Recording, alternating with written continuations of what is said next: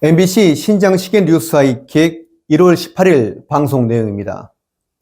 야당 의원들이 그 전날 기자회견을 열고 이른바 정치 보복 수사 중단을 요구했었는데요. 그중에 민주당 윤건영 의원을 전화로 연결해 방송했습니다. 국민의힘 이종배 서울시 의원이 문재인 전 대통령 부인인 김정숙 여사를 국고손실과 업무상 횡령, 배임, 직권남용 혐의로 고발했었는데 서울중앙지검이 사건을 배당해 수사에 착수했습니다. 이에 대해 민주당 윤건영 의원은 이렇게 말했습니다. 김정숙 여사가 2018년 인도를 방문한 것이 타지마할 관광을 하러 간 게 아니다.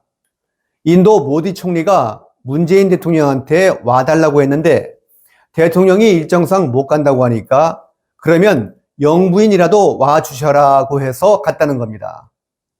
정상외교를 한 건데 검찰이 수사한다는 게 잘못이라는 거죠. 그런데 그동안 언론 보도는 윤건영 의원 주장과 다릅니다.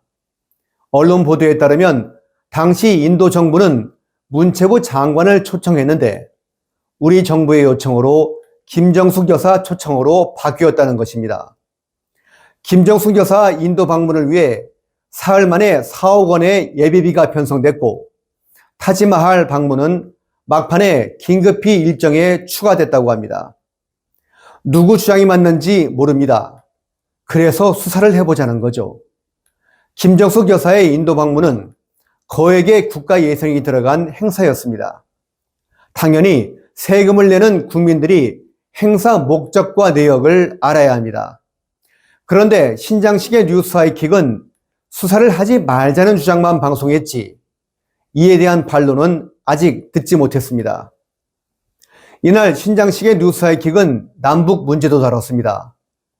북한 김정은이 1월 15일 최고인민회의에서 북방 한계선 NLL을 인정하지 않겠다고 선언했는데요. 진행자인 신장식은 해상에서의 군사충돌 가능성이 높아져 걱정이라면서 의견을 묻습니다. 윤건영 의원은 이렇게 말합니다.